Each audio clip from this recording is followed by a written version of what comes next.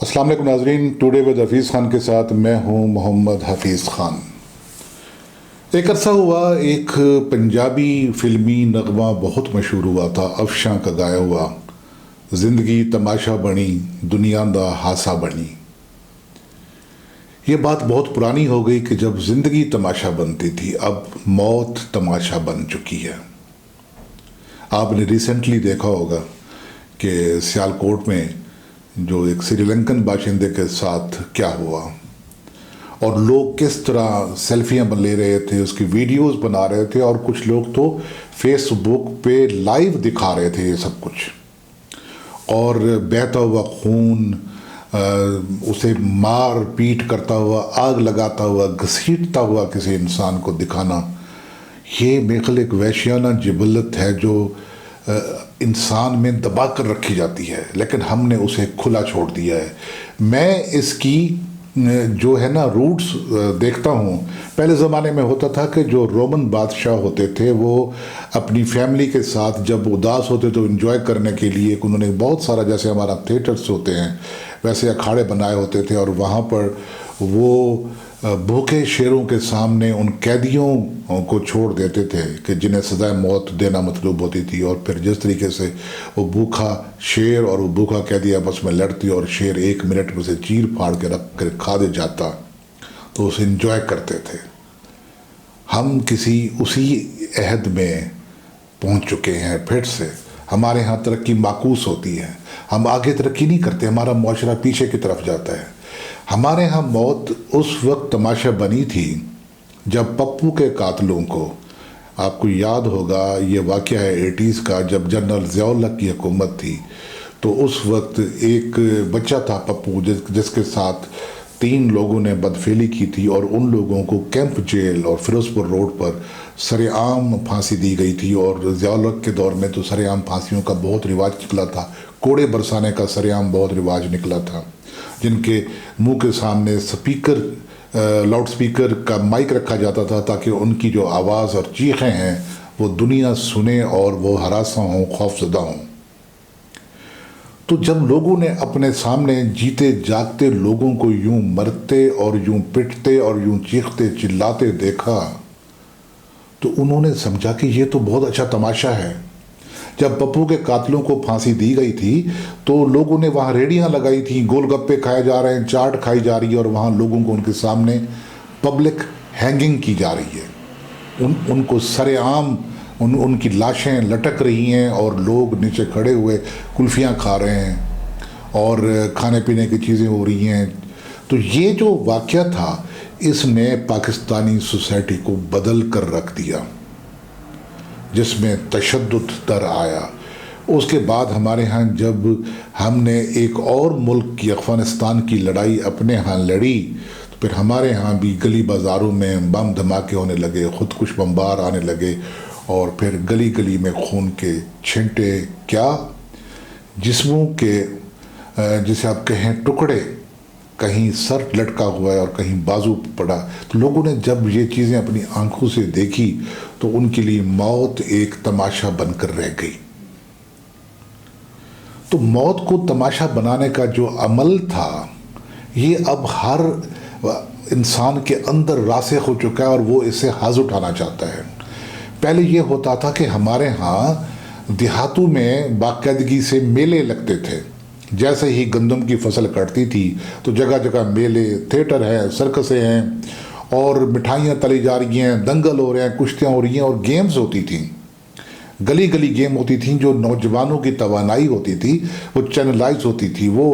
ہنستے بولتے تھے، وہ شاعری کرتے تھے، شاعری سنتے تھے، کہیں وہ گانا سن رہے ہیں، گیت سن رہے ہیں، کہیں رقص ہو رہے ہیں۔ پھر ایسا ہوا کہ ان چیزوں پر پابندی لگا دی گئی۔ ہمارے ہاں شہروں میں جو نمائشیں ہوا کرتی تھیں، جہاں اسی قسم کا ماحول ہوتا تھا، جہاں سرکس بھی ہوتی تھیں، اور وہ آپ دیکھتے تھے کہ لوگ ڈیفرنٹ کھیل دکھا رہے ہیں، تماشے دکھا رہے ہیں، ہمارے ہاں مشاعرے ہوتے تھے، ہمارے ہاں موسیقی کی محفلیں ہوا کرتی تھیں، تو وہ ان کو سب کو بین کر دیا گیا، ان کو ختم کر دیا گیا۔ اور معاشرے میں اگر آپ انسانوں سے جو ان کی حس ہے، حس لطیف ہے، اس کو آپ الگ کر دیں گے تو پھر ان میں یہ جو وحشت کی جبلت ہے یا جو وحشت کی حص ہے یہ بیدار ہو جاتی ہے۔ جب آپ نے دیکھا ہوگا کہ یہ جو آج کی نوجوان نسل ہے یہ ٹی وی پر کس قسم کی پروگرام دیکھتی ہے، یہ ٹی وی پر بھی تشدد دیکھتی ہے، اور ٹی وی کیا یوٹیوب پر بھی تشدد کے پروگرام دیکھتی ہیں۔ انہیں وہ جو موسیقی ہے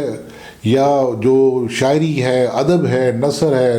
ناول ہے، ان سے ان کو کوئی انٹرسٹ نہیں رہا۔ یہ حیران ہوتے ہیں کہ یہ شاعر یا ادیب یا نثر نگار لوگ ہیں یا کوئی پاگل لوگ ہیں۔ انہیں اخبار پڑھنے سے کوئی شغف نہیں ہے، انہیں خبریں سننے سے کوئی شغف نہیں ہے، وہ صرف تشدد تشدد اور تشدد کرنا چاہتے ہیں۔ پہلے یہ ہوتا تھا کہ ہمارے ہاں جو سیاسی پارٹیاں ہوتی تھیں یہ لوگوں کی سیاسی تربیت کرتی تھیں، اور سیاسی تربیت میں کیا ہوتا تھا کہ آپ نے موب میں کیسے بیہیو کرنا ہے، آپ نے جلسے جلوسوں میں کیسے بیہیو کرنا ہے، آپ کا رویہ کیسا ہونا چاہیے۔ اور پھر یہ ہوا کہ 1985 میں جب جنرل ضیاء الحق نے الیکشن کروائے تو انہیں غیر جماعتی بنیادوں پر کرایا گیا کہ سیاسی پارٹیوں کو کرش کر دیا جائے۔ ہمارے ہاں لوکل باڈیز کا الیکشن بھی غیر سیاسی جماعتوں پر۔ جب آپ سیاست کو معاشرے سے الگ کرتے ہیں اور آپ ذات برادری کو لے کر آتے ہیں تو پھر تمام کے تمام جو تعصبات ہوتے ہیں، ذات برادری رنگ نسل سے جڑے ہوئے، زبانوں سے جڑے ہوئے لسانی تعصبات، وہ سارے کے سارے افرید کی صورت میں جاگ جاتے ہیں، اور ان کا جو شکار ہوتا ہے، پہلا شکار ان تمام تعصبات کا وہ انسان ہی ہوتا ہے۔ تو ہمارے معاشرے میں جان بوجھ کر آپ دیکھیے کہ جنرل ایوب خان کے زمانے میں ایبڈو کا قانون نافذ کیا گیا تھا، اور وہ جو سیاست دانوں کی وہ نسل تھی جو قائد اعظم کے ساتھ پاکستان بنانے میں شریک تھے، اور وہ سینئر لوگ تھے، بیک جنبش قلم ان کو تا حیات بین کر دیا گیا، ان کے سیاست کرنے پر پابندی لگا دی گئی، اور پھر اپنی مرضی کے لوگ گملوں میں اگائے گئے، اور پھر ان لوگوں نے آ کر جو پاکستان کا حشر کیا اور پاکستان کو جس نہج پر لے کر آئے ہیں وہ آپ کے سامنے ہے۔ تو جس معاشرے سے آپ حصے لطیف نکال لیں گے، جن لوگوں سے آپ ان کو لگا دیں گے کہ وہ ماریں پیٹیں اور ہر جگہ تشدد ہو، پٹائیں ہو، آپ دیکھیں سکولوں میں کیا ہو رہا ہے، چھوٹے چھوٹے بچوں کو مارنے پیٹنے کی تربیت دی جاتی ہے۔ چھوٹا سا بچہ ہوتا ہے وہ جس قسم کی ویڈیو گیمز دیکھتا ہے وہ اسے تشدد پر اکساتی ہیں۔ مرنا مارنا ہمارے ہاں کھیل بن گیا ہے۔ ابھی آپ نے دیکھا کہ کل فیصل آباد میں کیا ہوا۔ ٹھیک ہے وہ 3 خواتین یا 4 خواتین جو خانہ بدوش تھیں انہوں نے چوری کی،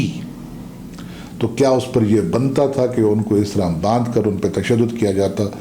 یا ان کے کپڑے پھاڑے جاتے؟ ایک یہ بھی ہے بات کہ انہوں نے اپنے کپڑے خود اتارے، انہوں نے اپنے کپڑے اگر خود بھی اتارے ہیں تو یہ معاملہ اس نوبت تک کیوں پہنچا، اس نہج تک کیوں پہنچا؟ ابھی آپ دیکھیے کہ کبھی ہم یہ جواز ڈھونڈتے ہیں کہ کس کو کس کام میں پھنسانا ہوتا ہے۔ یہ کام پہلے دیہاتوں میں ہوتا تھا کہ جو دیہات کا ایک ذمہ دار ہوتا تھا وہ دیکھتا کہ کسی چھوٹے آدمی کے پاس اگر پیسے آ گئے، اس کا بیٹا پڑھ لکھ گیا ہے نا، تو اسے کسی نہ کسی کیس میں پھنسا کر چوری چکاری میں تو اس کے سارے پیسے خرچ کروا دیتا تھا تاکہ وہ پھر سے اس میں آ جائے، ڈومین میں آ جائے، اور اس کے وہ تھلے لگ کے کام کرے اور اس کے سامنے وہ گردن نہ اٹھا سکے۔ آپ کو یاد ہوگا کہ ایک زمانہ ہمارے ہاں ماضی قریب میں یہ بھی آیا تھا کہ جب خودکش بمبار وہ خرید کر منگوائے جاتے تھے اور انہیں بلایا جاتا تھا مذہبی تعصب کے نام پر، اور جو انہیں بھیجنے والے ہوتے تھے وہ پیسے لیتے تھے۔ ایسا واقعہ ایک بکھر میں ہوا تھا کہ ایک پنچایت ہونی تھی جس میں ایک شخص نے دوسرے کے کروڑوں روپے دینے تھے، ادھار دینا تھا، تو اس نے ایک خودکش بمبار منگوایا اور پنچایت سمیت سب کو اڑا دیا، پیسے ختم۔ تو ہمارے ہاں یہ جو چلن ہے یہ اسی وقت بہتر ہو سکتا ہے کہ ہم پھر سے اپنے معاشرے میں رواج دیں، میلوں ٹھیلوں کو، نمائشوں کو، پھرنے گھومنے کو، مشاعروں کو، وہ جو محفلیں ہوتی ہیں دوستوں کی ان کو، ہم کھیل کود کو،